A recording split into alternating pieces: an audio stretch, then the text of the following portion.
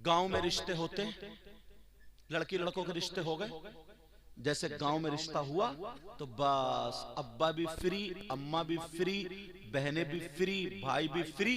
वो लड़का ना किसी भाभी से या चची से या खाला से सेटिंग करके उस लड़की तक मोबाइल पहुंचवा देता है। मोबाइल पहुंच गया, अब्बास वो लड़की मना भी कर रही क्योंकि शरीफ है भी, मगर अम्मा, ये अम्मा ना ये टम्मा है, टम्मा। तुम हंस रहे हो मेरी बात पे? ये अम्मा कड़वाने की है, कड़वाने की, सब नहीं, बाज बाज अम्मा। बाप तो बेचारा खेत में चला जाता है, काम करने चला जाता है, 24 घंटे ये रहती है। इसने दुपट्टा ओढ़ना क्यों नहीं सिखाया? इसने क्यों अपनी बेटी को खाना बनाना क्यों नहीं सिखाया? तवज्जो जरा सुनो, जुमले इसलिए थोड़े कठिन बोल दूं तो माफ करना, मैं तुम्हारा दुश्मन नहीं हूं प्यारो। मगर उधर बेटी का रिश्ता हो गया, लड़के ने लड़की के पास मोबाइल भिजवा दिया, सबको पता मोबाइल है, जैसे इसका लाइसेंस बन गया बात करने का। अब वो उसी लड़के से बात कर रही है, हेलो, और वो कैबरी में नहीं बात कर रही तो कह रही है भाभी कर ले। अम्मा कह रही जाना जाना जाना। यार इस अम्मा बेहया को देखो। अब जरा सुनियो मेरी बात, ये समझ कर 50 लड़कियां डिप्रेशन में आ गई हैं, तुम्हें क्या पता? तुम तो घर में रह रहे हो, हम हिंदुस्तान में घूमते, उलमा घूमते ही। अब वो मोबाइल लेकर के आड़ में चली गई, जीने की आड़ में। अब फुश फुश फुश फुश फुश जैसे सांप करते हैं। अम्मा खुश हो रही है, मेरी बेटी दामाद से बात कर रही है। इस पगली से ये पूछो अम्मा से, जब तक निकाह ना हो जाए ना, वो दामाद नहीं है, वो गैर है, गैर। उससे बात करना हराम है, हराम है। इस अम्मा को पता नहीं। अब वो फुश फुश फुश फुश कर रही है। पूछता कौन है, कोई है क्या? तो कहता कमरे में चल, कमरे। अब वो वहां बैठा है और ये इधर कमरे में पहुंच गई। बस अब मीठी मीठी बातें हो रही हैं। वो कहता मैं तेरे लिए आसमान से सितारे तोड़ लाऊंगा, और छत पे चढ़ा नहीं जा रहा लंगड़े से, सितारे लाएगा तोड़ के। अरे जरा बातें तो देखो यार।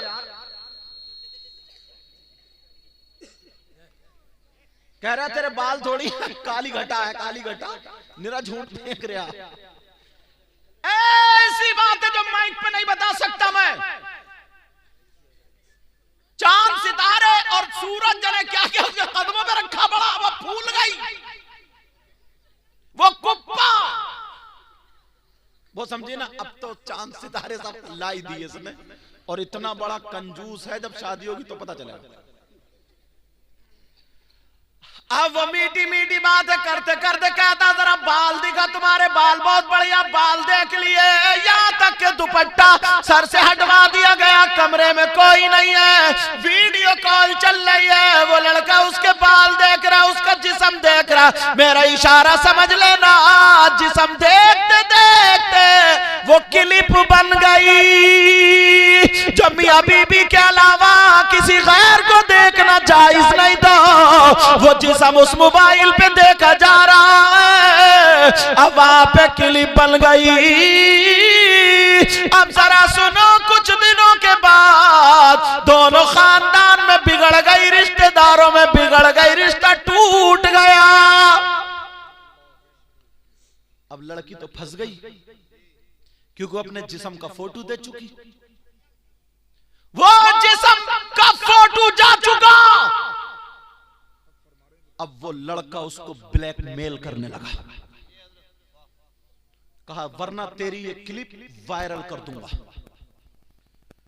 ना जाने कितनी लड़कियां पंखों में टंग करके मर जाती है। एक उंगली ना अगर को आग में डाल देना, ऐसे करते रहो, उंगली नहीं डालोगे। मरना कोई आसान नहीं है।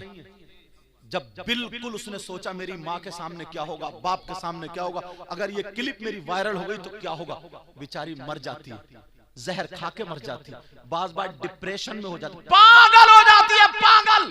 और ये अम्मा कहती है ना मेरी बेटी पे हवाई असर हो गया, हवाई जो ले दे के मियां रफ्ता रहे हैं।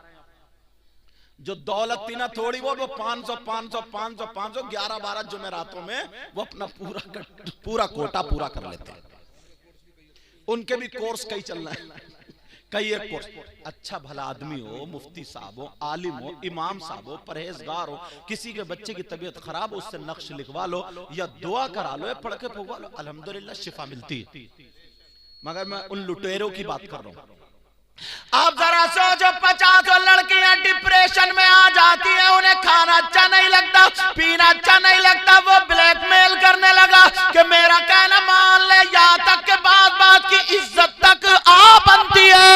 ऐ लोगों, माँ बाप से मैं ये कह करके जाऊंगा, बहन भाइयों से कह करके जाऊंगा, जब तक निकाह ना हो जाए बेटी को बात मत कराना, हाथ में मोबाइल मत देना, इसलिए जब तक निकाह ना हो शरीयत की रूह से वो लड़का गैर है, उससे बात करना जायज नहीं।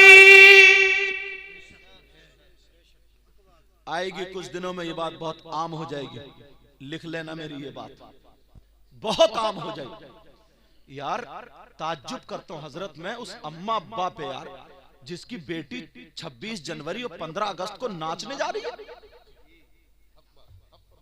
और कुछ बातें ना माइक पे बोलने की नहीं होती, मगर मैं मिला के बोल देता हूं। मालूम है 50 लड़कियां, कभी पहले नहीं सुना था ऐसा, 50 लड़कियां मुसलमानों की गैरों के साथ घर से निकल गई है।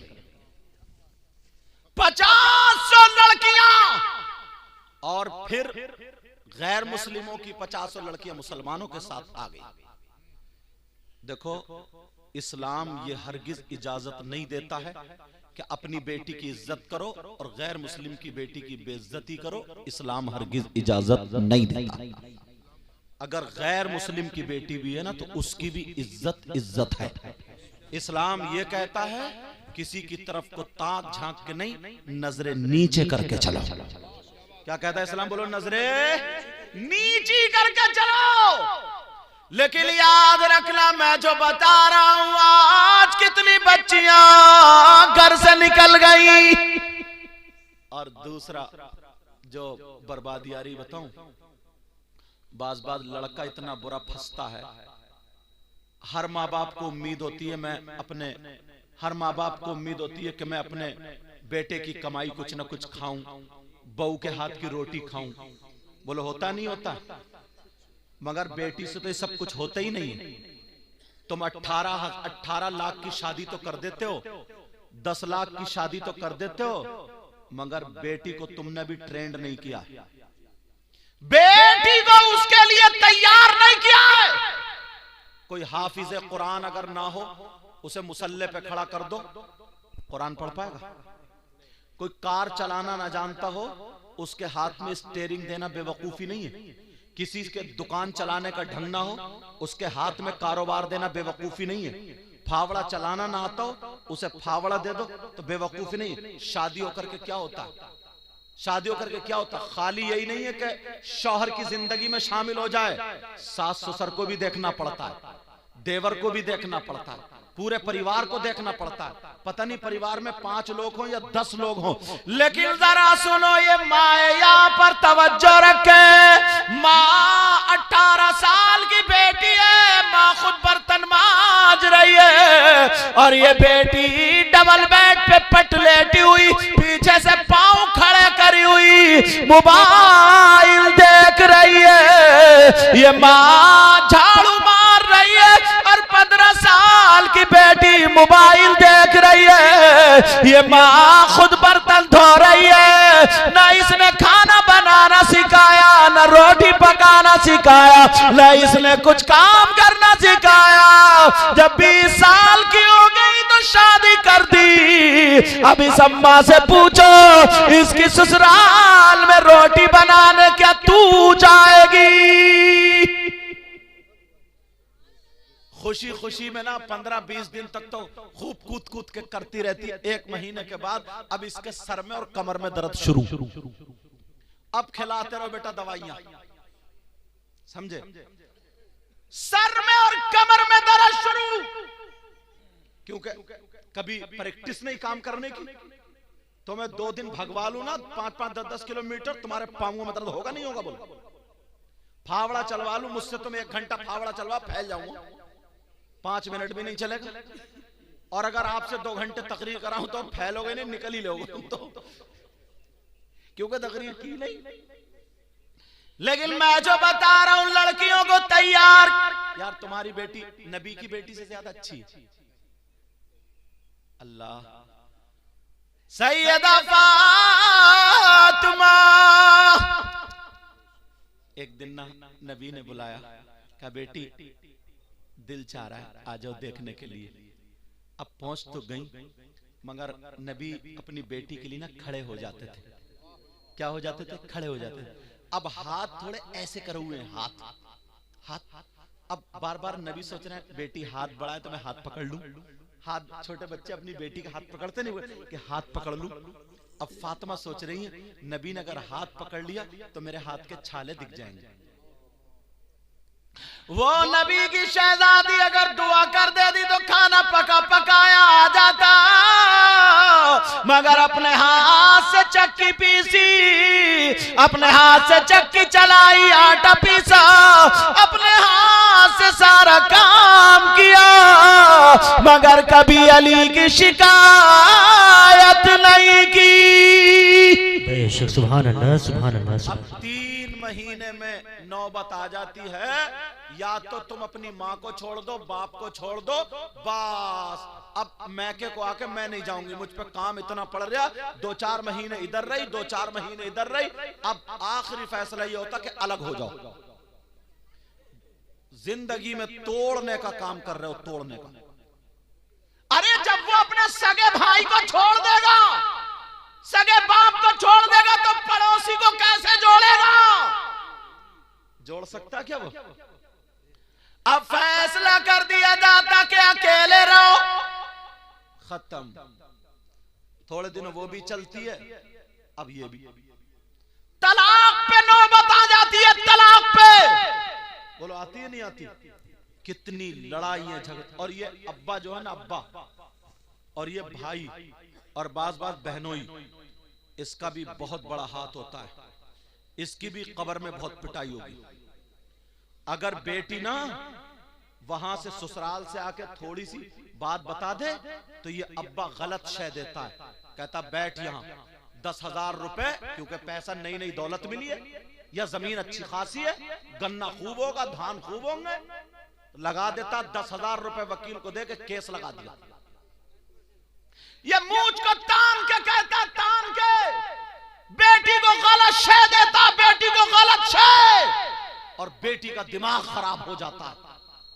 मगर सुनो, ये सीरत मुस्तफा है, तो नबी की सीरत का एक बाब में से थोड़ी झलक सुनाऊं, अगर इजाजत सुनाऊं।